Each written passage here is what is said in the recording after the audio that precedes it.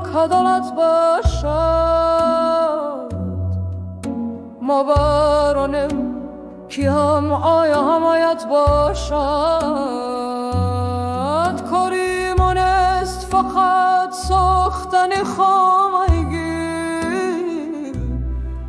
کاری ما این که در آن خام مخبت باشد کاری منست فقط کاشتن تخم چند کاری ما این که در آن کشت صداقت باشد کاری منست فقط ساختن جادای راست کاری ما این که در آن جاده حقیقت باشد کاری منست فقط ساختن پیکره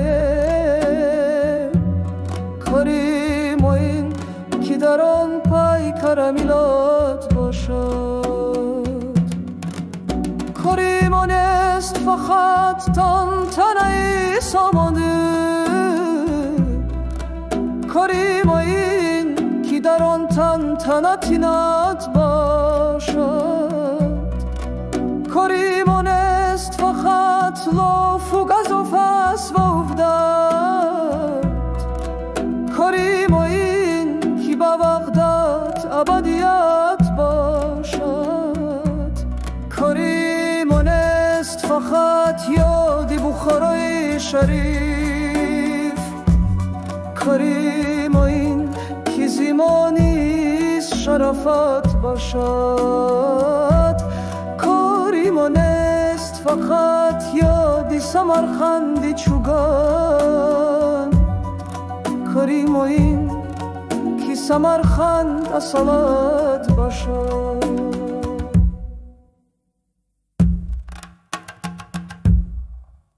نبارینم که اسلام نشند بر تخت مبارانم که اسلام سلامت باشد